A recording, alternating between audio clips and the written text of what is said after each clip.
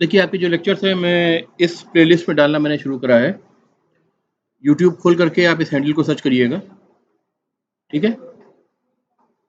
और इसमें जब आप जाएंगे, और भी चैनल्स हैं मेरे, लेकिन सबसे पहला जो शाह इमरान आलम के नाम से आपको दिख रहा है उसी में जाना है, ठीक है। फिर प्लेलिस्ट देखिएगा, राइट। जब प्लेलिस्ट को आप खोलेंगे तो आपको ये सारे लेक्चर्स दिखेंगे। आपको Java standard edition BCA 5th semester एक प्लेलिस्ट दिखेगा। इसके अंदर जाएंगे तो आपको सारे अपने लेक्चर्स मिलेंगे, ठीक है। सारी रिकॉर्डिंग्स आपकी इसी के अंदर जाएंगी। अभी इसमें देखिए कितने लेक्चर्स दिख रहे हैं आपको। मुझे भी रास्ते में भी ड्राइव लेक्चर करने 1, में 2, 3 का काफी घूम पार्ट के ए, आना पड़ा पार्ट क्योंकि बी पानी एंड लेक्चर भरा 4, भरा रहा होगा, यानी 4 लेक्चर टोटल तो दिख रहे जाने हैं। में पार्ट टाइम ए तो पार्ट बी लगेगा अगर इग्नोर कर ये दीजिए तो आप, ठीक। प्लेटफॉर्म में। तो जो पहला बट लेक्चर था वी वो कैन सबसे स्टिल पहला स्टार्ट वाला विद वो वाला लेक्चर था जिसमें हमने सम प्रोसीजर जनरल लैंग्वेज और डिस्कशंस। ऑब्जेक्ट ओरिएंटेड तो प्रोग्रामिंग पहली लैंग्वेज बात में तो ये कि बेसिक फंडामेंटल डिफरेंसेस को समझा था, ठीक है। तो यहाँ से आपको स्टार्ट करना है और सीक्वेंस ऑर्डर में ही पढ़िएगा। ऐसा ना करिएगा कि सीक्वेंस ऑर्डर को स्किप कर लीजिए।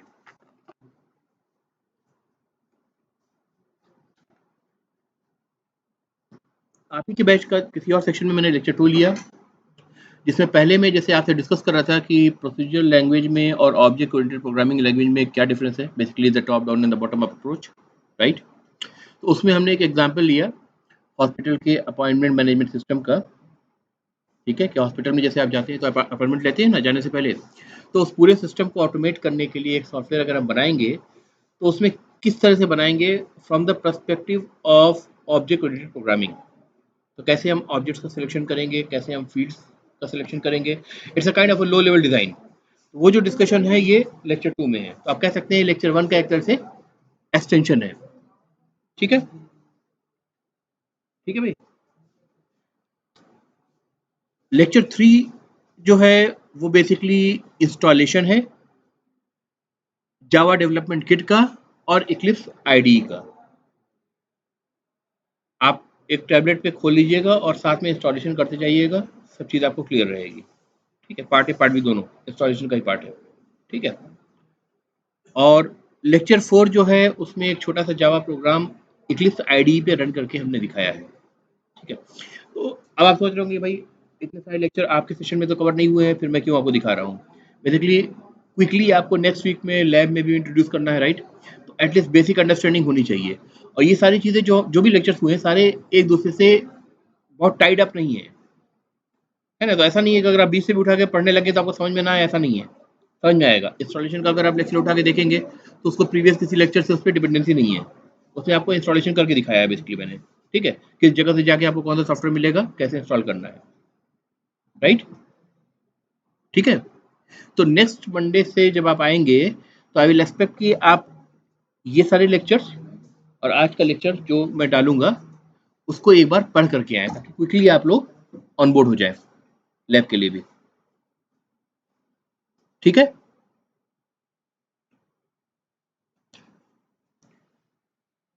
फाइन। तो मैंने अपने सिस्टम पे JDK का और इक्लिप्स IDE का इंस्टॉलेशन ऑलरेडी कर लिया है, which is in lecture part A, lecture 3 part A and lecture 3 part B, ठीक है। कैसे इंस्टॉलेशन करना है ये इस लेक्चर से आपको मिल जाएगा, ठीक है। लाइव करके दिखाया है विंडोज मशीन के लिए, ठीक है। अब इंस्टॉलेशन करने के बाद we will start from the scratch कि कैसे हम प्रोग्राम लिख रहे हैं, because I am trying to make this video also independent of the previous Windows, ताकि आपको वीडियो सो दैट आपको समझने में कोई दिक्कत ना हो, ठीक है। तो एक क्विक रिव्यू कर रहा हूं मैं जो प्रीवियस वीडियोस में आपको मिलेगा। पहला प्रोग्राम जावा पे लिखा है, आ जाए, जो सिंपली हेलो वर्ल्ड प्रिंट करता है, राइट। कोई भी आप टेक्नोलॉजी सीखते हैं तो नॉर्मली आप देखेंगे एक नॉर्मल एक मिशन सा बन गया है कि आप हेलो वर्ल्ड प्रिंट करके देखते हैं, ठीक है। आपको समझ में आ जाता है कि कैसे प्रोग्राम को क्रिएट करना है, कैसे रन करना है ना, किसी भी टेक्नोलॉजी में, राइट। तो बेसिकली ये जो डेमो है ये हेलो वर्ल्ड प्रोग्राम का ही डेमो है, ठीक है। सी ड्राइव में मैंने एक फोल्डर बना लिया था BCA 5th सेमेस्टर जावा करके, उसके अंदर एक फाइल बनाया माई फर्स्ट PROG, इसका एक्सटेंशन आपको दिख नहीं रहा है, इसका एक्सटेंशन है .java, ठीक है। नोटपैड में बनाया है मैंने, इसको मैं ओपन करता हूँ, एज नोटपैड या विजुअल स्टूडियो कोड में ओपन हो जाएगा, ये जो भी आपका डिफॉल्ट एप्लीकेशन हो, ठीक है। इस वक्त विजुअल स्टूडियो कोड में ओपन करके दे रहा है मुझे, राइट। तो ये देखिए छोटा सा प्रोग्राम है, इसमें मैंने क्या करा है, अच्छा देखिए फाइल का नाम देखिए माई फर्स्ट PROG.java है, राइट। जो फाइल का नाम दे रखा है वही मैंने यहाँ पे क्लास का नाम दे रखा है, ठीक है। क्विकली हम एक प्रोग्राम रन करके देख रहे हैं, ठीक है। Class which is a keyword to create a class is nothing but a kind of specification or a description of a user defined data type, ठीक है, or a derived data type from the way of object oriented programming। Specifically मैं ये क्यों add कर रहा हूँ from the way of object oriented programming, क्योंकि procedure language जैसे सी आपने पढ़ा, उसमें क्या करा, स्ट्रक्ट भी यूज करा था। स्ट्रक्चर से भी आप यूजर डिफाइंड डाटा टाइप या डिराइव डाटा टाइप बना रहे थे, राइट। जब आप C++ से आपने मूव किया तो आपने क्या यूज करा, क्लास कीवर्ड को यूज करना शुरू करा, करेक्ट। हेलो, नहीं मैंने याद दिलाया है, हाँ कॉल कर दीजिए, नंबर है आपके पास, हाँ कॉल कर दीजिए।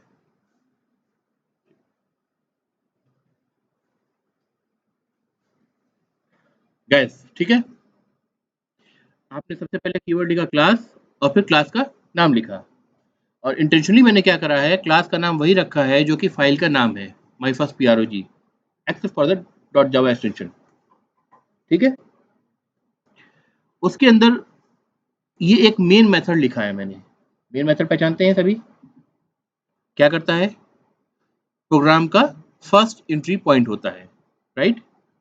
इससे पहले जो कुछ मैंने लिखा है इसको आप फिलहाल के लिए भूल जाएं, बस ये समझे कि ये एक मेन मेथड है। फाइल के अंदर क्लास होती है, क्लास के अंदर मेथड होता है, मेथड के अंदर स्टेटमेंट होता है, और जो सबसे बेसिक हमारा मेथड है जो कि प्रोग्राम के एंट्री पॉइंट को डिफाइन करता है, यानी प्रोग्राम वहां से रन करना शुरू करता है, उसके फर्स्ट लाइन ऑफ स्टेटमेंट से रन करना शुरू करता है, वो कौन सा मेथड है, मेन मेथड है, राइट। तो ये जो है आपका मेन मेथड यहाँ से लिखा गया है। इस कर्ली ब्रेसेस से इस कर्ली ब्रेसेस तक क्या है, क्लास की इस कर्ली ब्रेसेस सॉरी क्लास की डिफिनेशन है, right, right. Second curly braces यहाँ से शुरू हो रहा है और यहाँ पे खत्म हो रहा है, इसके अंदर क्या है, मेन की डिफिनेशन या मेन की बॉडी, राइट, मेन फंक्शन लिखा हुआ है, राइट। इसके अंदर एक स्टेटमेंट मैंने सिंगल लिखा है लाइन नंबर 5 पर, टू प्रिंट हेलो वर्ल्ड। तो जैसे आप C++ में सी आउट यूज करते थे, सी में printf यूज करते थे, सिंपली अगर आपको जावा में कुछ प्रिंट करना है तो आप कहेंगे system.out.println which is the method, println is the method, method जैसा दिख रहा है ना, ब्रैकेट है, ब्रैकेट में कुछ हम पास कर रहे हैं, राइट। क्या पास कर रहे हैं, एक स्ट्रिंग आर्गुमेंट पास कर रहे हैं, and the value of the string argument is hello world, ठीक है, right. And we want it to be printed on the console, we want this to be printed on the console, clear है भाई, right. Any doubts till now. अब देखते हैं इसको run कैसे करते हैं from the command prompt, let me close it, get rid of it. तो सी ड्राइव में BCA फिफ्थ सेमेस्टर जावा करके फोल्डर मेरे पास है, उसके अंदर my first PROG.java extension hide कर रखा है मैंने, तो .java शो नहीं कर रहा है, .java करके फाइल है मेरे पास, ठीक है।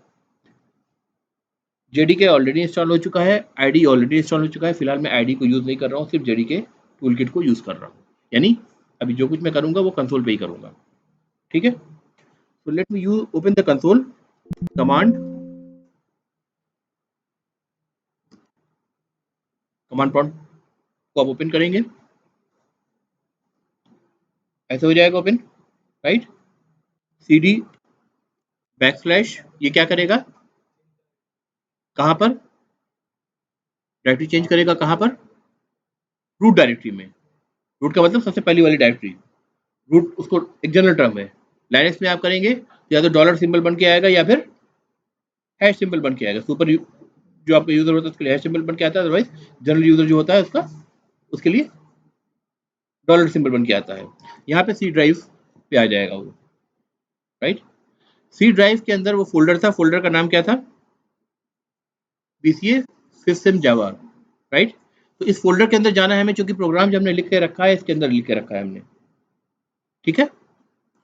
तो इसके अंदर हम जा रहे हैं, CD स्पेस BCA इतना लिख के मैं टैब प्रेस कर रहा हूँ। लेट मी सी, BCA फिफ्थ सेमेस्टर, और भी फोल्डर्स हैं इसी नाम से, ये वो फोल्डर नहीं है, ये वाला हमारा फोल्डर था, right.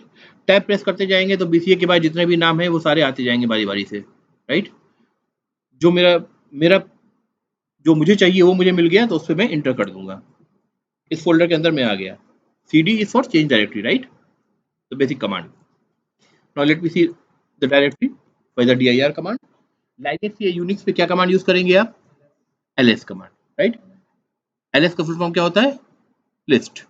Basically you are trying to list, ठीक है। और dir का मतलब डायरेक्टरी आप देख रहे हैं, ठीक है। So once you list it, you will see this my first prog.java with the extension, ठीक है। ये जो ऊपर जो बना हुआ है ये अभी आपको, मैं एक बार इसको डिलीट कर देता हूं ताकि फिर से मैं क्रिएट करके शो करूंगा। अभी dir कर रहा हूं मैं, तो सिंपली आपको एक चीज दिख रही है, my first prog.java। so the java program has an extension of dot java, just like C program has an extension of dot c, C++ program has an extension of dot cpp, python program has an extension of dot py, right. javascript program has an extension of what, .js, HTML has the extension of what, .html and so on, ठीक है। अब इसको मुझे run करना है, तो run करने से पहले मैं इसको कंपाइल करूंगा, और फिर कंपाइल करने के बाद जो सेकंड स्टेप होगा वो होगा इसको रन करना या एग्जीक्यूट करना प्रोग्राम को, ठीक है। तो आपने चूंकि JDK ऑलरेडी अज्यूम कर रहा हूं कि इंस्टॉल कर लेंगे आप अपनी मशीन पर, तो इंस्टॉल करने के बाद जो प्रोसेस होगा वो मैं आपको बता रहा हूं। आप लिखेंगे simply Java C, that stands for Java compiler. Java compiler use कर रहा हूं मैं इस प्रोग्राम को कंपाइल करने के लिए। कंपाइलेशन क्या होता है बताइए,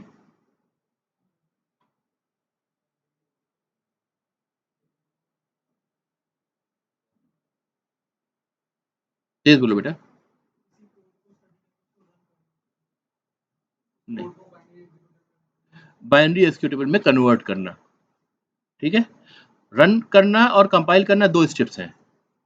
अब आपने देखा सी और C++ में क्या होता था कि जब आप उसको बाइनरी उसको कंपाइल करते थे तो कंपाइल और रन दोनों एक साथ ही कर देता था, क्योंकि वो एक आपके सामने एक आईडी होता था जिसमें आप रन बटन पे क्लिक कर रहे हो, वो अपने आप रन भी कर दे रहा था आपने। अदरवाइज अगर कभी आपने लाइनक्स यूनिक्स पे काम करा हो तो आप देखेंगे उसको आप कंपाइल करेंगे तो .cpp से .out फाइल बनेगी। फिर उसको रन करने का तरीका क्या होता था, कुछ ऐसा सिंटेक्स आप लिखते थे, फाइल नेम से ABC है, ABC डॉट आउट कंपाइल होके बनी है, इसको आप जब इंटर करते थे तब जाके वो रन करती थी, है ना। ये लाइनक्स का तरीका बता रहा हूँ मैं। विंडोज में डायरेक्टली exe फाइल बनती है, exe फाइल को आप डबल क्लिक कर दे या रन कर दे, यहाँ से लिख करके रन हो जाती थी, राइट। तो बेसिकली जो प्रोग्राम आप हायर लेवल फॉर्मेट में लिख रहे हैं, very much close to the English language, उसको मशीन लेवल जो फॉर्मेट है जिसको मशीन समझती है उसको कन्वर्ट करने की प्रोसेस को ही हम क्या बोलते हैं, कंपाइलेशन बोलते हैं, राइट। एक लेमैन के टर्म में बोल रहा हूँ मैं, ठीक है। तो ये जो हम करना चाह रहे हैं, हम क्या करना चाह रहे हैं, कंपाइलेशन करना चाह रहे हैं। जावा सी स्पेस आपके पास M करके मैंने टैब प्रेस कर दिया, पूरा नाम आ गया माई फर्स्ट prog.java। इस प्रोग्राम में क्या कर रखा है हमने, हेलो वर्ल्ड प्रिंट करने का कोड लिख रखा है, दैट्स इट, ठीक है। क्लियर है गाइस। अभी मेरी डायरेक्टरी के अंदर सिर्फ यही एक फाइल दिख रही है। जब मैं इसको इंटर करूंगा, आपने देखा कंसोल साइलेंट रहा, ठीक है। अगर कंसोल साइलेंट है इट्स अ गुड न्यूज कि आपके पास कोई एरर या कोई प्रॉब्लम नहीं है, आपका कोड कंपाइल हो गया। कैसे वेरीफाई करेंगे, एक बार dir करिए, देखिए माई फर्स्ट prog.java के साथ my first prog.class file automatically generate हो गई है। This is a compiled file, ठीक है। This is the compiled file. But this compiled file is not generated in the format with the machine understands. When I say machine, I mean the operating system, and the operating system interacts with the physical hardware. ठीक है, तो ये जो dot class file बनी है, ये operating system की बात करें तो स्पेसिफिकली विंडोज के लिए, जैसे कि सी प्रोग्राम को कंपाइल करने पे डॉट एक्जी फाइल बनती थी, और लाइनेक्स में उसी को कंपाइल करने पे डॉट आउट फाइल बनती थी, राइट। तो वो मशीन डिपेंडेंट बनती थी, ठीक है, राइट। यहाँ पे जो फाइल बनी है, चाहे आप विंडोज में कंपाइल करें, चाहे आप लाइनेक्स में कंपाइल करें, चाहे आप मैक ओएस में कंपाइल करें, डॉट क्लास ही बनेगी, डॉट एक्जी नहीं बनेगी, डॉट आउट नहीं बनेगी, या कोई और एक्सटेंशन के साथ नहीं बनेगी, ठीक है, डॉट क्लास ही बनेगी, ठीक है। अरे बात समझ में। Now from this dot class file which is a intermediary file not meant for the Windows platform or the Linux platform or Mac platform or any other platform, rather it's meant for a virtual platform, virtual machine, ठीक है, clear है। कभी कभी ऐसा होता है ना कि एक बंदा कोई बात कह रहा है, दूसरा बंदा कोई बात कह रहा है, तो हम क्या कहेंगे, चलो हम तुम दोनों की बात नहीं मानते, हम तीसरी बात कह रहे हैं, सेटलमेंट कराते हैं। तो it's a kind of settlement कि अब ये क्या कह रहा है कि भाई हम जो फाइल कंपाइल कर रहे हैं, हम किसी एक पर्टिकुलर प्लेटफॉर्म से उसको टाई अप नहीं करना चाह रहे हैं। हम नहीं चाहते कि वो जब जनरेट हो तो वो विंडोज के लिए स्पेसिफिकली जनरेट हो, या फिर लाइनक्स के लिए जनरेट हो, या फिर मैक ओएस के लिए जनरेट हो, या किसी और प्लेटफॉर्म के लिए जनरेट हो, ठीक है। हम सिंपली कह रहे हैं कि वो एक थर्ड मशीन जो एग्जिस्ट ही नहीं करती है, उसको हम कह रहे हैं वर्चुअल मशीन है। वो विंडोज मशीन नहीं है, लाइनक्स मशीन नहीं है, मैक ओएस मशीन नहीं है, वो क्या है, वर्चुअल मशीन है। उसके लिए कोड को कंपाइल करो, फिर चाहे हम विंडोज सिस्टम से कंपाइल करें, फिर हम लाइनक्स सिस्टम से कंपाइल करें, या मैक ओएस से कंपाइल करें, या किसी भी ऑपरेटिंग सिस्टम से कंपाइल करें, वो जो कंपाइल होगी फाइल, वो डॉट क्लास फाइल में बन के तैयार होगी। और जो उसका फॉर्मेट होता है, किस फॉर्मेट में वो बन के तैयार हुई है, उसको हम बोलते हैं byte code, BYTE, byte code, byte code में बन के तैयार हुई है, ठीक है, चाहे आप कहीं भी कंपाइल कर लें इसको। अब इसको रन करना है हमको, तो इसको रन करने को बोलते हैं कि हम जिस प्रोसेस को बोलते हैं, उस प्रोसेस को बोलते हैं इंटरप्रेट करना। जैसे आपकी HTML फाइल होती थी, HTML फाइल को ब्राउजर इंटरप्रेट कर रहा है, यानी ट्रांसलेट कर रहा है लाइन बाय लाइन, और उसके इफेक्ट को शो कर रहा है, राइट। तो ये जो बाइट कोड हमारी बनी है, जो कि एक वर्चुअल मशीन के लिए बनी है, विंडोज के लिए नहीं बनी है, अब हम विंडोज मशीन पे उसको हम क्या करना चाह रहे हैं, ट्रांसलेट करना चाह रहे हैं, इंटरप्रेट करना चाह रहे हैं, ठीक है। फंडामेंटली कहे तो हम रन करना चाह रहे हैं, ठीक है। तो अब रन कैसे करेंगे, जावा, अभी जावा सी यूज करा था, अब जावा यूज कर रहे हैं, Java my first PROG, dot class लगाने की जरूरत नहीं है, बस इतना लिखेंगे, आप इंटर की प्रेस करेंगे, आपको आउटपुट मिल गया, ठीक है भाई। तो this is a 2 step procedure. पहले स्टेप में आपने कंपाइल करा, दूसरे स्टेप पे आपने क्या करा, रन करा। Now one of the basic important feature of Java, for which Java has been known and renowned for, is that we say that Java is platform independent. Java is platform independent. इससे पहले C++ थी, Java की क्या जरूरत थी, right. C++ object oriented programming language है, बहुत ही strong language है, राइट। लेकिन जब जावा आई तो जावा ने अपने को प्रमोट किया या मार्केट किया, कह सकते हैं, इस टर्म्स पे कि ये प्लेटफॉर्म इंडिपेंडेंट है। ना प्लेटफॉर्म इंडिपेंडेंस का मतलब क्या है, ये डॉट क्लास फाइल हमने बनाई है, चाहे हम विंडोज मशीन पे बनाएं कंपाइल करके, या मैक मशीन पे बनाएं, लाइनक्स मशीन पे बनाएं, या फ्यूचर में कोई भी और ऑपरेटिंग सिस्टम आता है उस पर बनाएं, राइट। उस डॉट क्लास फाइल को उठा करके किसी और ऑपरेटिंग सिस्टम के मशीन पर ले जाए और वहां पे उसको जावा कमांड यूज करके रन करें, तो क्या होगा, वो रन करेगी। मतलब कंपाइलेशन जो है वो प्लेटफॉर्म डिपेंडेंट नहीं रह गया, कंपाइलेशन जो है वो प्लेटफॉर्म इंडिपेंडेंट बन गया, ठीक है। बस समझ में आ रही है गाइस, एनी डाउट्स।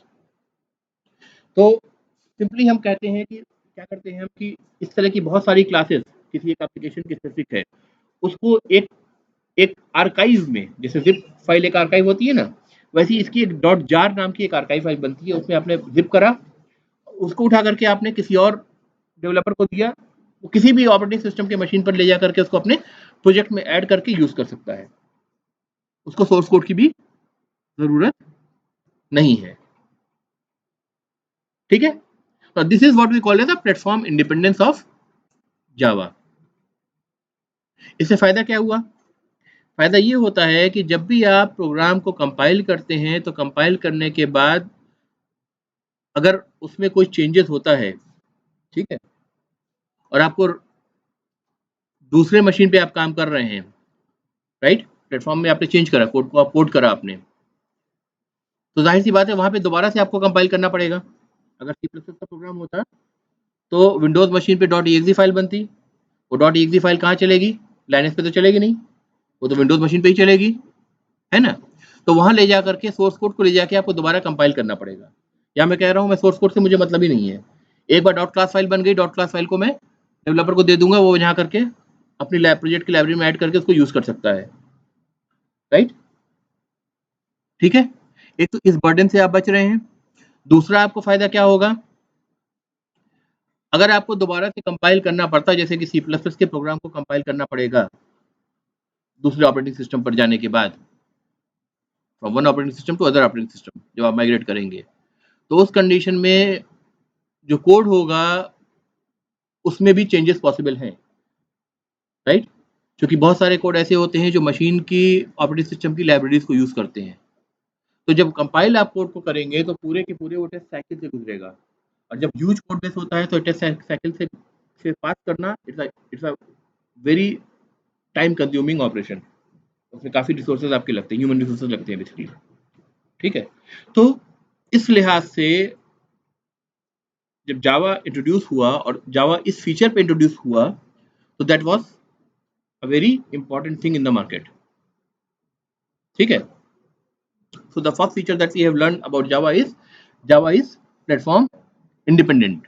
अगर कोई आपसे पूछे प्लेटफॉर्म इंडिपेंडेंट का मतलब मुझे ठीक से समझाओ, तो आप क्या कहेंगे? आप डॉट क्लास फाइल जो कंपाइल्ड फाइल है वो एक प्लेटफॉर्म पे आप कंपाइल कर सकते हैं और दूसरे प्लेटफॉर्म पे जाकर के उसको इंटरप्रेट कर सकते हैं या एग्जीक्यूट कर सकते हैं। ठीक है, आपको दोबारा से उस प्लेटफॉर्म पे जाके कंपाइल करने की जरूरत नहीं पड़ेगी। भाई समझ में आ गई बात? ठीक है,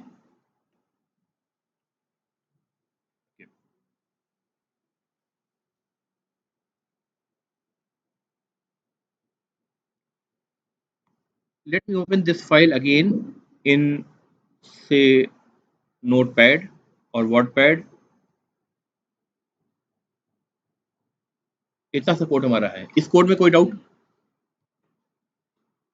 जिन चीज़ों को इग्नोर करने को मैंने कहा उसको फिलहाल इग्नोर कर दीजिए।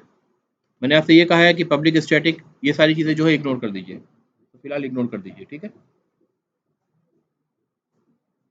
समझने की बात इतनी है कि जिस नाम से मैंने फाइल बनाई है माई फर्स्ट prog.java, उसी नाम से डॉट जावा को हटा करके मैंने क्लास का नाम दिया है।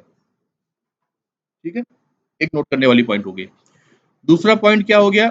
मेन फंक्शन बनाया है जो कि किसी भी प्रोग्राम का एंट्री पॉइंट होता है ऑलमोस्ट हर एक लैंग्वेजेस में जो आपने अब तक पढ़े हैं, राइट। और उसके अंदर हमने करा क्या है? जैसे प्रिंट एफ या सी आउट यूज करके आप सी प्लस प्लस में प्रिंट करते थे मैसेज को, वैसे मैंने system dot out dot print L को यूज करके हेलो वर्ल्ड को प्रिंट करा है। ठीक है, ये तरीका है जावा में प्रिंट करने का। ठीक है, फिलहाल इतना समझना काफी है, करेक्ट। अब इस प्रोग्राम को थोड़ा सा और आगे बढ़ाते हैं। ऑलमोस्ट सभी लैंग्वेजेस में आपने डिफरेंट डाटा टाइप्स पढ़े होंगे, right. So how the data types are classified? in int, char, float, these are the data types, and these data types are called as primitive data types.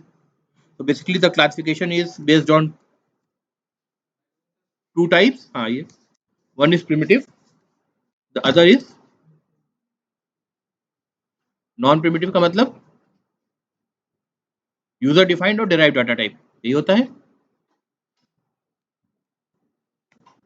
Non primitive, which is again user defined or derived data type, right?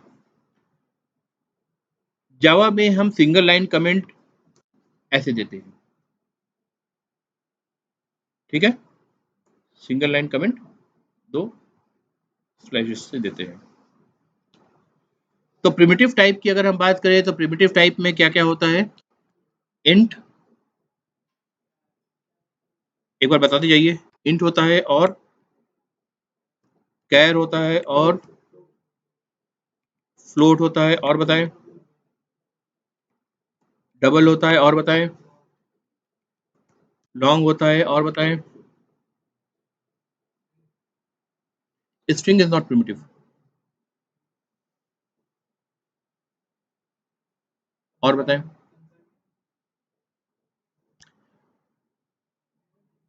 Unsigned int, integer है तो sign ही होगा ना, उसमें positive भी होगा negative भी होगा। अनसाइन कहने का मतलब क्या है,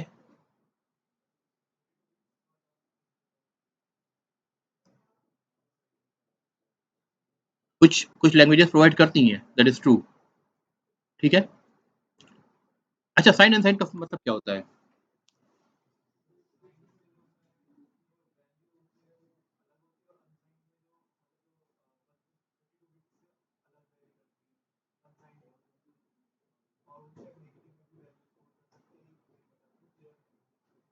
चलो थोड़ा समझने की पहले इसी की कोशिश कर लेते हैं, जब जब बात आ गई है तो पहले इसको डिस्कस करते हैं।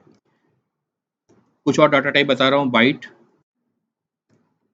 शॉर्ट, इंट, और इन सबको मैं फिलहाल कट कर रहा हूँ, नीचे ले जा रहा हूँ। लॉन्ग, लॉन्ग के बाद फिर आ रहे हैं हम कैरेक्टर पे, and then we are coming to float and double, ठीक है। ये जावा की डाटा टाइप बता रहा हूँ मैं, प्रिमिटिव डाटा टाइप, ठीक है। नॉर्मली दूसरी लैंग्वेजेस में भी मिल सकता है, नहीं मिल सकता है, दोनों ही बातें, बस इंटीजर, लॉन्ग, फ्लोट, डबल ये सब तो मिलता ही है, सब में कैर ये सब मिलता ही मिलता है। मल्टी लाइन कमेंट, यहाँ से यहाँ तक मैं कमेंट कर रहा हूँ because I don't want it to be the part of the program, just for the sake of discussion I am writing it. So this is multi-line comment, just same as C और C++, ठीक है, ऐसे ही होता है ना multi-line comment, ये please. तो ये जो आप देख रहे हैं byte, short, int and long, ये सारे न्यूमरिक डाटा टाइप है, ठीक है। और न्यूमरिक पे भी कैसे, नॉन फ्लोटिंग डाटा टाइप है, ठीक है, जिसमें डेसिमल्स नहीं होते हैं, फ्रैक्शंस नहीं होते हैं, राइट। फर्क सिर्फ इतना होता है कि इनका साइज का फर्क होता है। अगर हम बाइट कहें तो बाइट को जो मेमोरी में साइज एलोकेट होगी वो होती है 1 बाइट की। 1 बाइट का मतलब कितने बिट्स हो गए, 8 बिट्स। जब हम शॉर्ट की बात करेंगे तो शॉर्ट की जो साइज एलोकेट होगी वो क्या होगी, 2 बाइट्स की, सॉरी नॉट 3, 2 बाइट्स, ठीक है। ये जावा के टर्म में बता रहा हूँ, ठीक है, लैंग्वेजेस के हिसाब से वेरी कर सकती है चीज। इंट की बात करें तो ये होगी 4 बाइट्स, ठीक है। लॉन्ग की अगर बात करें तो इसका मतलब होगा 8 बाइट्स, ठीक है। कैरेक्टर इज कितनी होती है, 1 byte, but I need to check, शायद नए वर्जन में इन्होंने साइज को चेंज किया है, 2 बाइट करा है, ऐसा कुछ है, ठीक है, चेक करना पड़ेगा मुझे, गूगल करके देख लो अभी। पहले तो 1 बाइट ही होती थी, फिर मुझे ध्यान आ रहा है कि शायद उन्होंने चेंज करा था। बहरहाल अब डिपेंड कर रहा है डॉक्यूमेंटेशन कौन सा देख रहे हो आप, उस पर डिपेंड करेगा। खैर एनीवेज लीव इट, ठीक है, इसको मैं चेक करके बता दूंगा। फ्लोट जो है आपका ये है 4 bytes and double is again 8 bytes. Float और डबल जो होता है ये न्यूमेरिक वैल्यू है विद फ्रैक्शन वैल्यूज, यानी फ्लोटिंग पॉइंट नंबर, जब भी फ्रैक्शन वैल्यूज को कह रहे हैं हम उनको फ्लोटिंग पॉइंट नंबर्स कहते हैं। ये टर्म फ्लोटिंग पॉइंट कहाँ से आया? फ्लोटिंग पॉइंट क्यों कहते हैं? जैसे फॉर एग्जांपल कोई नंबर हम अगर ऐसे बोले 2.33, फ्लोटिंग पॉइंट नंबर है, ठीक है। फ्लोटिंग पॉइंट क्यों कहते हैं? 2.33 के बाद चाहे जितने जीरो हम लगा दें, हम गारंटी नहीं दे सकते, या 0.3333 कितने आगे जाएगा गारंटी नहीं दे सकते। 2 फिक्स्ड है आपका, राइट। तो that part which is the fractional part that is going to float, ठीक है, फ्लोट कर सकता है। हम 2 डिजिट की प्रिसीजन की बात कर रहे हैं, 3 डिजिट की प्रिसीजन की बात कर रहे हैं, 5 डिजिट प्रिसीजन की बात कर रहे हैं, 10 डिजिट प्रिसीजन की बात कर रहे हैं, उसमें फ्लोट करेगी ये चीज, right. That is why they are called as floating point numbers. Clear? तो फ्लोटिंग पॉइंट नंबर्स हमारे पास फ्लोट और डबल है। साइज का फर्क सिर्फ इतना है कि फ्लोट की साइज जो है 4 बाइट की है यानी 32 बिट्स की है, और डबल की साइज 8 बाइट यानी 64 बिट्स की है। अदरवाइज ये जो चारों आप देख रहे हैं, byte, short, int and long, ये सारे non fractional non floating point numbers हैं, ठीक है। साइज का ही फर्क है, बाइट 1 बाइट हो गया, शॉर्ट 2 बाइट हो गया, इंट 4 बाइट हो गया, लॉन्ग 8 बाइट हो गया, ठीक है। अब किसी एक का एग्जाम्पल उठा करके हम साइन एंड साइन का डिफरेंस समझने की कोशिश करते हैं, ठीक है। Say for example byte is the smallest numeric number which is non floating, ठीक है। इसको उठाते हैं और इससे समझते हैं कि साइन एंड साइन का डिफरेंस क्या होता है।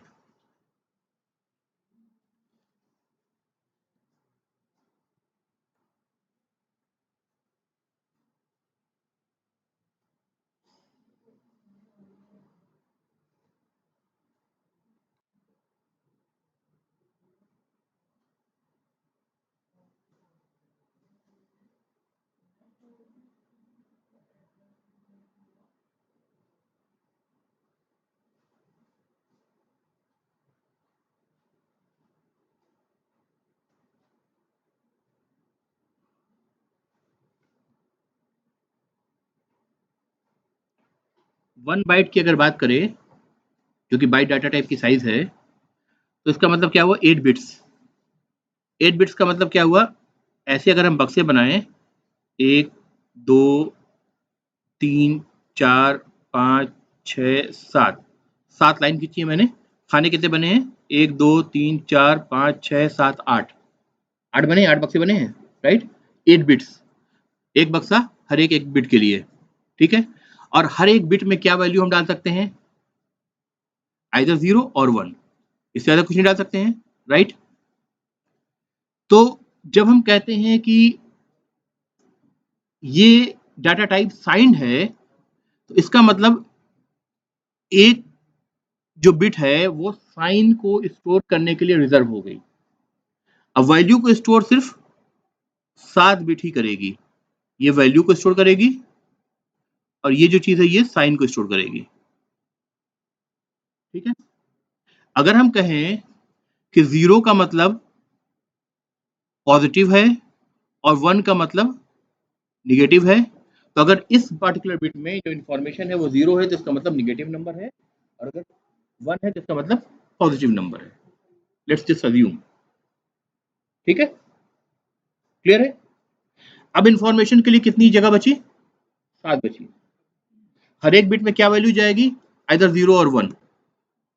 तो मैक्सिमम वैल्यू क्या जा सकती है? 2 टू द पावर,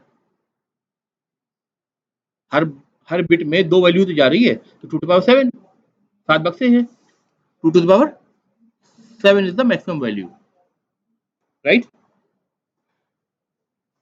माइनस को ये अलग से एक बिट होल्ड कर रही है, तो यानी वैल्यू जो होगी वो माइनस 2 टू पावर 7 से शुरू होगी। 2 टू पावर 7 कितनी होती है? 2 into 2 into 2 into 2 into 2 into 2, 7 times.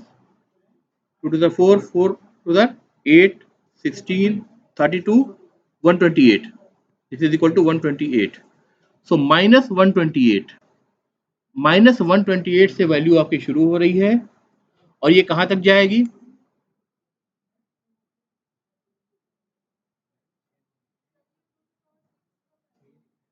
2 to power 7, 2 to power 7 है बेटा।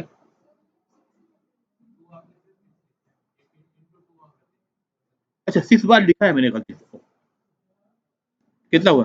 2 4 8 16 32 64 128 हो रहा है ना, लिखने में गलती हो गई, कोई बात नहीं, चलो। तो अब है तो 128 ना, इसमें तो कोई डाउट नहीं है ना, 128 ही टोटल वैल्यू रहेगी, यानी -128 से हम शुरू कर रहे हैं, right.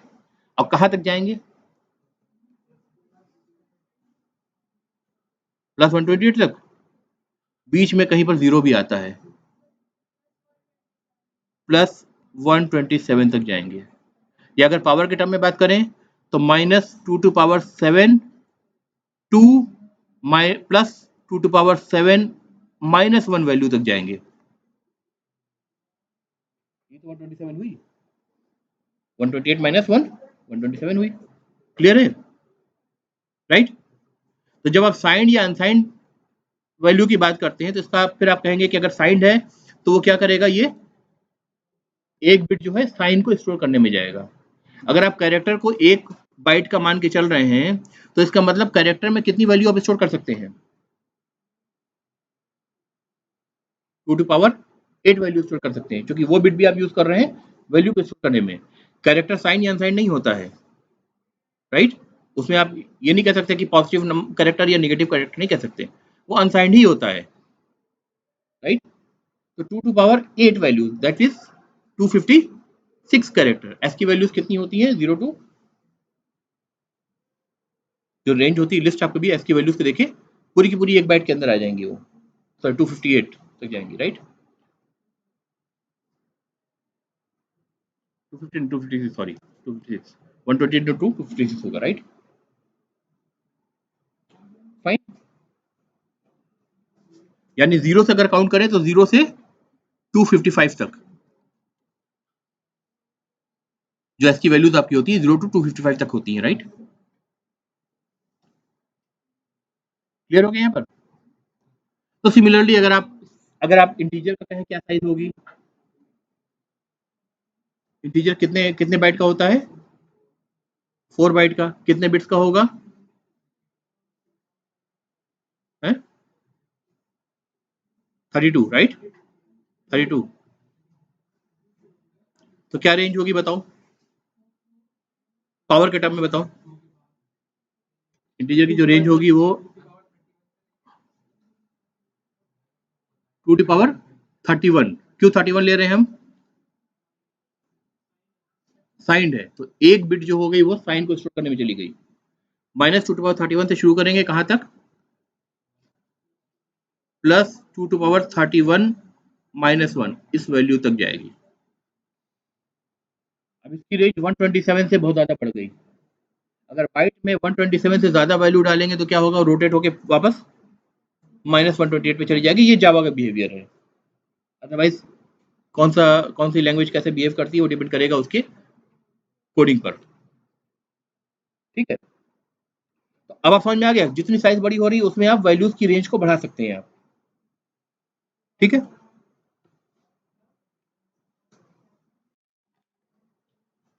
Let's come back to our program, यहाँ तक सब कुछ सही है।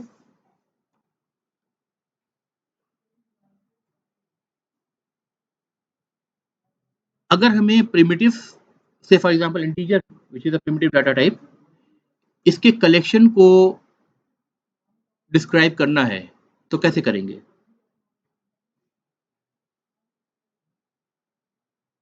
कलेक्शन का मतलब ग्रुप ऑफ डाटा। तो सबसे बेसिक जो चीज हमें समझ में आ रही है वो क्या आ रही, अरे आ रही है, ठीक है। अरे ही एक चीज नहीं है, बहुत सारी चीजें हैं जो हम आगे पढ़ेंगे, फिलहाल के लिए हम अरे की बात करते हैं, ठीक है। तो कैसे अरे को डिफाइन करते हैं,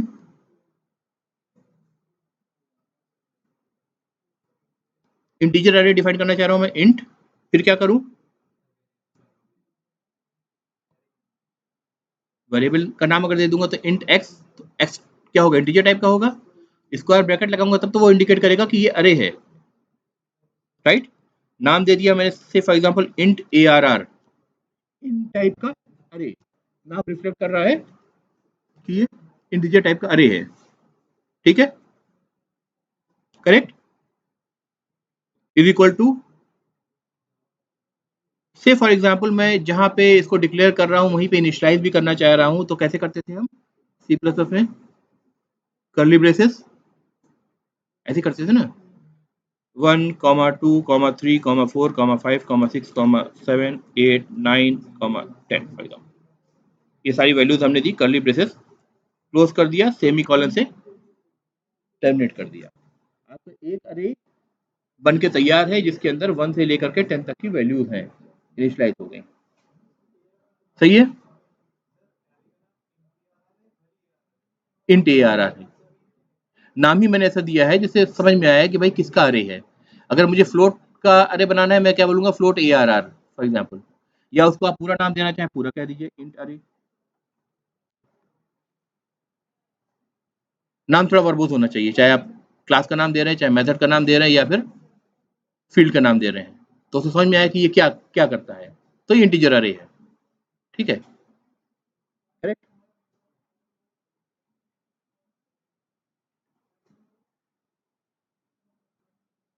let me just comment this line which is printing hello world for now.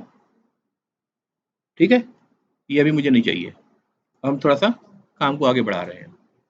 Loops पढ़ा है ना।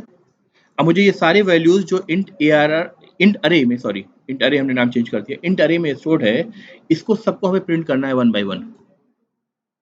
तो एक तो तरीका ये हो सकता है कि हम प्रिंट करें इस तरह से, इंडेक्स को यूज करके, system, I will copy this line because I do not want to type, control C, control V।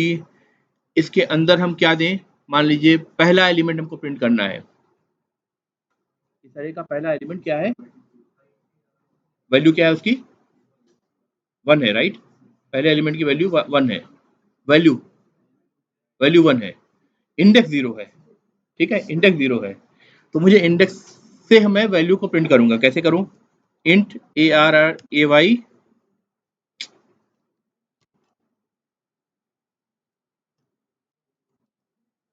ठीक है, जैसा आप कह रहे थे, वैल्यू 0 मैंने डाला, bracket close, semi colon, print हो जाएगा। सही है, प्रिंट हो जाएगा, कोई गलती तो नहीं है, देखो।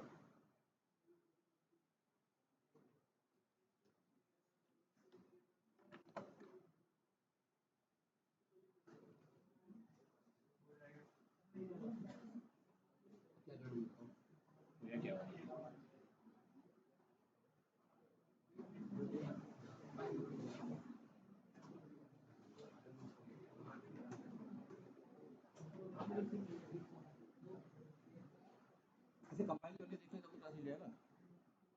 तो आप में से कोई आ जाइए जो यहाँ कंपाइल करके दिखाए मुझे, मैं हेल्प करूंगा, आई विल हेल्प। कौन आएगा, एक या दो बंदे भी आ सकते हैं। हमजा के साथ आपका क्या नाम है, साकिब, आ जाओ। कोई बात नहीं बेटा, हमें क्या फर्क पड़ता है, तुम्हें नंबर थोड़ा ना मुझे देना है अभी, जब आए हो क्लास में तो कोई बात नहीं, आ जाओ, तुम भी आओ यार, तुम बैठ क्यों गए, कमाल करते यार, तुम्हें ले करके बुला रहा था, तुम यहीं पर रुक गए, चलो आ जाओ। रूममेट है तब तो और अच्छी बात है। अब ये प्रोग्राम लिखा हुआ है, ठीक है, अब इसको मुझे कंपाइल करके रन करना है। ठीक है, फोल्डर आईडी में नहीं कर रहा हूँ, मैं डायरेक्टली भी कर रहा हूँ, ये इस फोल्डर के अंदर ये मौजूद है। ठीक है, कमांड प्रॉम्प्ट के अंदर आप इसी फोल्डर के अंदर मौजूद है। अब पहले डायरेक्टरी दिखाइए क्या क्या है इसके अंदर, ये याद करिए, एलएस लाइनस में होता है, DIR है। ठीक है, इंटर करा आपने। अब ये बताओ, पहले जो प्रोग्राम था माई फर्स्ट PRDG.java, वो क्या कर रहा था, हेलो वर्ल्ड प्रिंट कर रहा था। अभी हमने उसके बिहेवियर को चेंज कर दिया, उस लाइन को कमेंट कर दिया, राइट, और भी बहुत सारे कमेंट डाले हैं। उस पहली वैल्यू को, अरे की पहली वैल्यू को प्रिंट करना चाह रहे हैं, तो जो ऑलरेडी कंपाइल्ड फाइल है डॉट क्लास फाइल, क्या वो काम करेगी, नहीं करेगी, राइट, दोबारा से जनरेट करनी चाहिए। अगर हम दोबारा से कंपाइल करेंगे वो ओवरराइट कर देगी उस पुरानी फाइल को, but because just we want to make sure that we are compiling, we want to delete it. अब इसको डिलीट कर दीजिए डॉट क्लास फाइल को DEL कमांड से। आप सिंपली M दबा करके आप टैब प्रेस करिए ना, M, राइट, डिलीट कमांड क्या करेगा, उसको डिलीट कर देगा, राइट।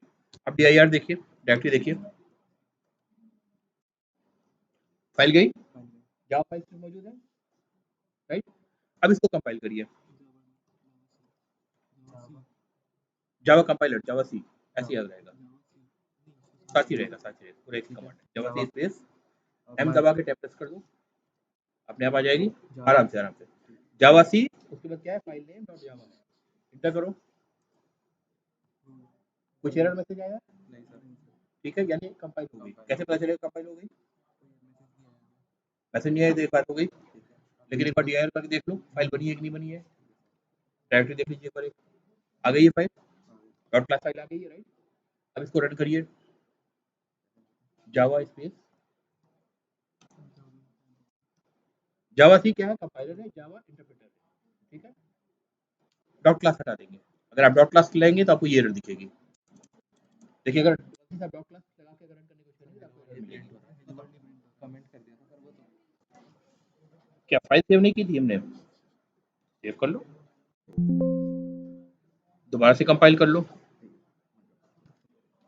ये कमांड आ गया, ऊपर एक बार और करो, आ गया ना। दोबारा से कंपाइल कर लो तो आपका ओवरराइट हो जाएगी ना सर, ओवरराइट हो जाएगी। रन करो,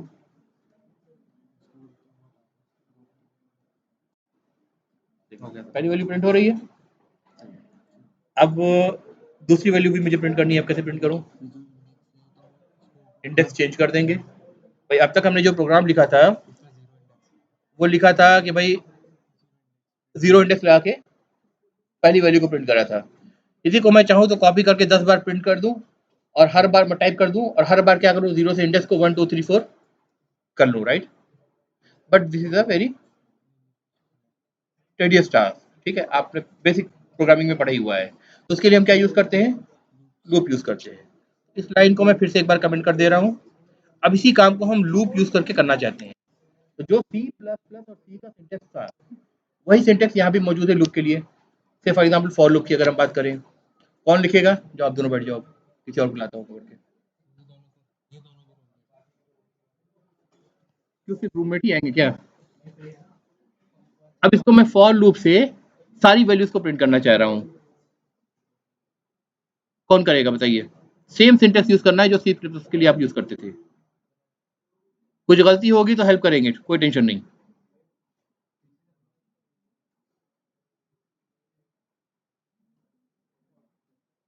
अगर कोई पीछे मुझे खाना खाते दिख गया तो उसको तो पक्का बुलाऊंगा।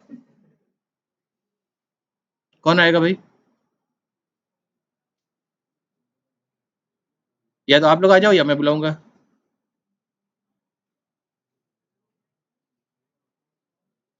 जो वॉलंटियर करे वो अच्छी बात है।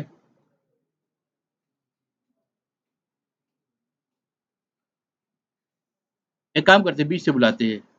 आप आएंगे भाई? अरे आप ही हो कह रहा हूँ भाई। नहीं नहीं, आपसे आगे वाले। हाँ हाँ, अच्छी तो समझ रहे को बुला रहा हूँ, आ जाओ आ जाओ। आओ, एक बंदा और आ जाए साथ में इनका साथ देने के लिए। आ जाओ आ जाओ आ जाओ, टेंशन मत लो, आ जाओ। नहीं आएगा तो बताएंगे, टेंशन मत लो, आओ आप आ जाओ।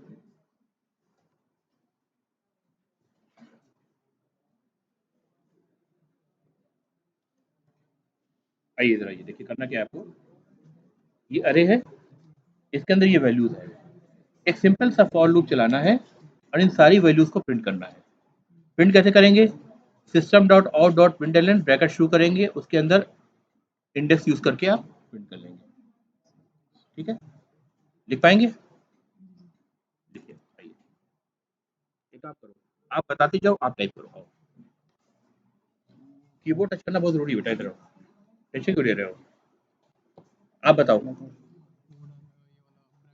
कुछ नहीं आएगा मैं बताऊंगा।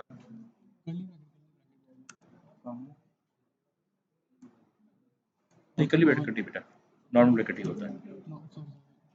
कोई बात नहीं, चलो। ये 2 दिन ब्रैकेट है, ओपनिंग ब्रैकेट करो, राइट। फॉर क्या होता है फॉर लूप में बताइए? 3 पार्ट होते हैं। फर्स्ट इनिशियलाइजेशन होता है,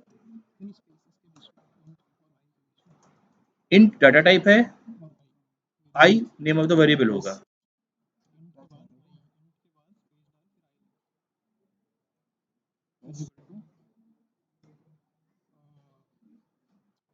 जीरो इंडेक्स से शुरू करना है, is equal to 0, semicolon, semicolon, semicolon ये वाला है बेटा, ये एक हिस्सा हो गया, फॉर लूप का एक पार्ट हो गया, क्या हो गया, initialization. Next condition check, i is less than, कहां तक चलेगा loop, i is less then,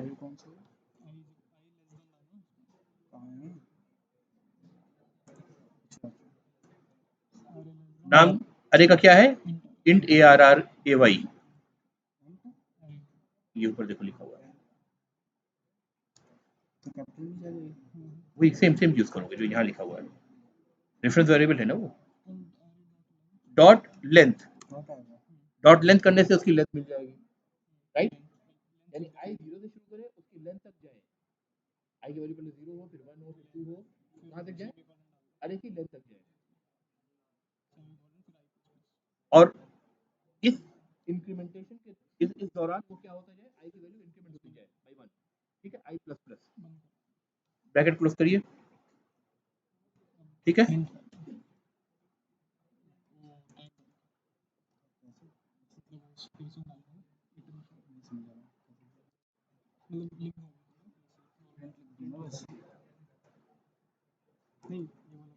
print सी में यूज होता था, यहाँ पे आपको ऐसा यूज करना पड़ेगा, ये कॉपी करो, यहाँ से लेकर यहाँ तक, system dot out dot println, पूरी लाइन ही कॉपी कर लो, ये वाली पूरी लाइन कॉपी,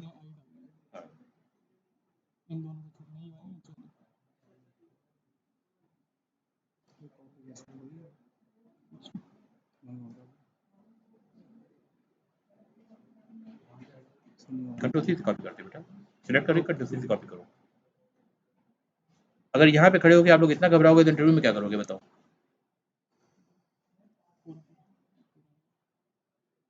ठीक है, कंट्रोल सी करो,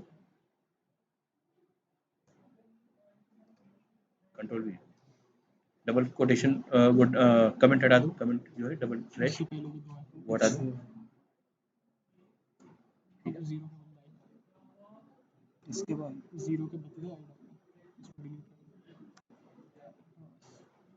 देखो भाई कोड सही है क्या, कुछ गलती तो नहीं है, चेक करो,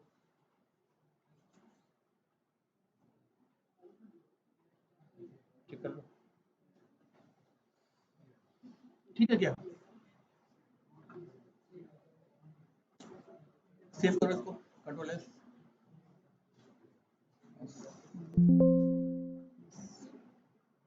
अब इसको कंपाइल करके रन करिए, कमांड प्रॉम्प्ट के नीचे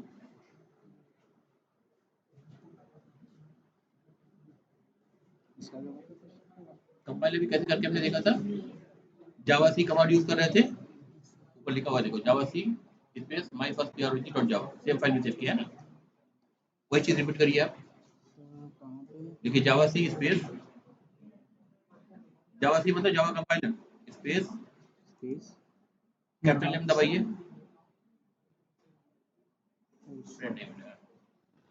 जावा स्पेस लिखो, Java C space capital M लिखिए, टैब दबा दीजिए, टैब की प्रेस करिए, डॉट क्लास को हटाकर डॉट जावा करिए,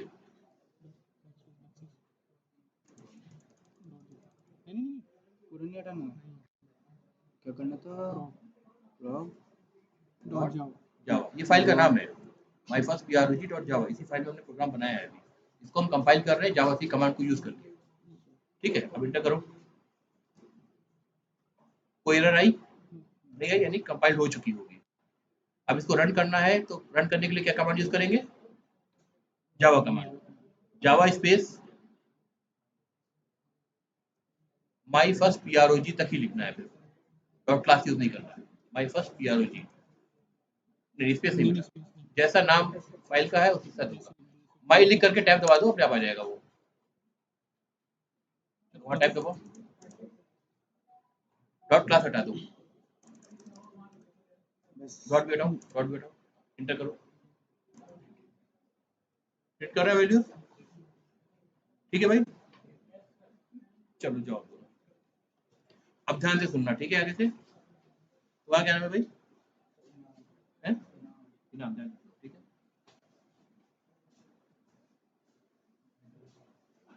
अब ये प्रोग्राम हमारे पास है, राइट, अभी हमने क्या करा है, एक सिंपल सा फॉर लूप लगा करके सारी वैल्यूज को अरे की प्रिंट कर दी, अब मैं इसमें से चाह रहा हूं कि सिर्फ उन वैल्यूज को प्रिंट करूं जो कि इवन नंबर्स हैं। कौन करेगा?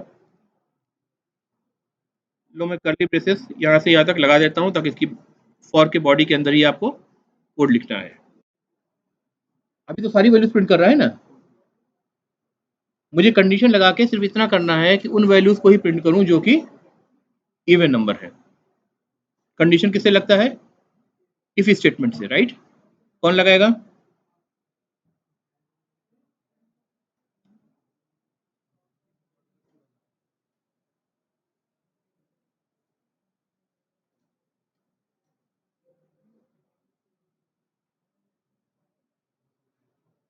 कौन आएगा भाई बताओ?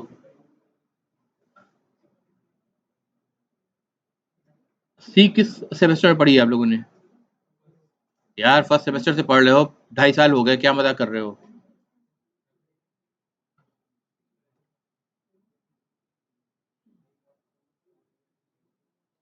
आओ। नहीं अच्छा अच्छा, सही बता रहे हो, बिल्कुल सही बता रहे हो। तुम्हारा नाम क्या है? देखो हमजा यार एक ब्रेव बंदा है।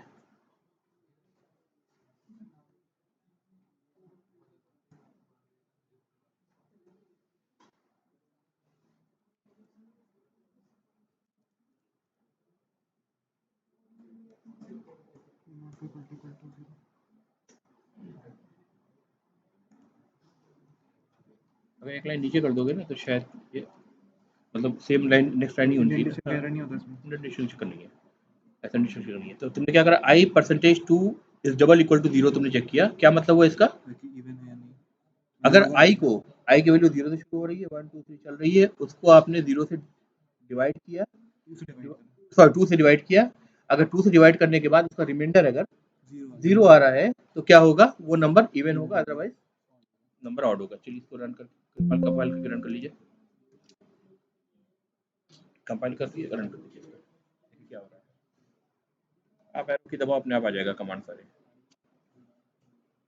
कंपाइल कर रहे हैं प्रोग्राम को, कंपाइल हो गया, रन करिए और तो भाई हाँ इंटर प्रिंट हो रहा है और प्रिंट हो रहा है। क्या गड़बड़ कर दिया इन्होंने बताओ? लॉजिक में गड़बड़ी कर दी क्या?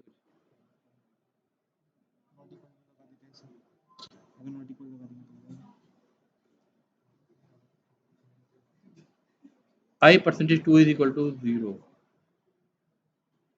नॉट इक्वल टू लगाते हैं।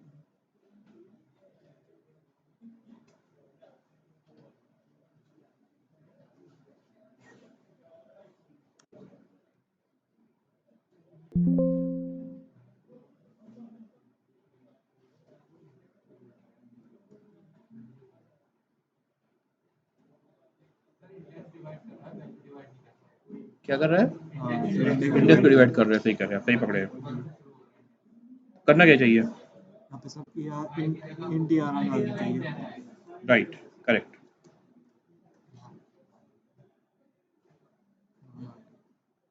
लॉजिक फेल हो रही थी, राइट?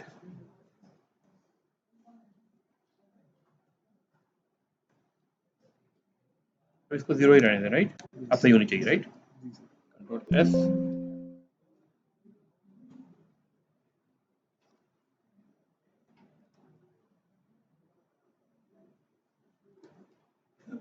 करेक्ट। एक्चुअली वैल्यू को चेक करेंगे ना, ठीक है बेटा, नाइस।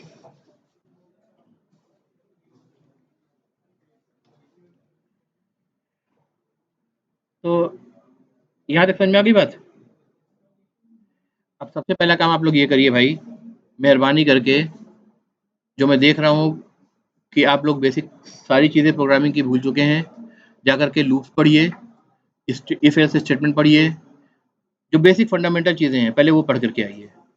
ऑब्जेक्ट ओरिएंटेड तो बहुत दूर की चीज़ें हैं, इसके जो कंसेप्ट आ रहे हैं आपके, फिर जावा के जो एडवांस कंसेप्ट होंगे, ये समझना बहुत दूर की बात है। जब आप बेसिक्स ही आपको नहीं पता होगा तो कैसे सीखेंगे? ठीक है, तो अब ये ध्यान रखो, मैं रैंडमली बुला करके सबको चेक करूंगा, ठीक है? और हो सकता है कि ऐसा प्रोसेस शुरू कर दो कि आफ्टर 1 और 2 वीक्स टाइम देने के बाद रैंडमली बुला के आपको चेक भी करूंगा, उसी वक्त आपको कुछ इंटरनल मार्क्स भी असाइन कर दूंगा। ठीक है, तो अगर अब तक नहीं पढ़ा तो अब से पढ़ना शुरू कर दीजिए आप। ठीक है, ठीक है भाई। होता है कई बार वीकनेस हो जाती है, मुझे आपके बैकग्राउंड से प्रॉब्लम नहीं है कि आपको अब तक क्यों नहीं है, लेकिन अब से पढ़ना शुरू कर दो, अब आना चाहिए। ठीक है, और जब तक करने से डरोगे तब तक नहीं आएगी चीज। यहाँ पे आना पड़ेगा, कीबोर्ड लेके बैठना पड़ेगा, अपने घर के कंप्यूटर में इंस्टॉलेशन करो और स्टार्ट कर दो। ये वीडियो भी आज का लेक्चर डाल दूंगा मैं।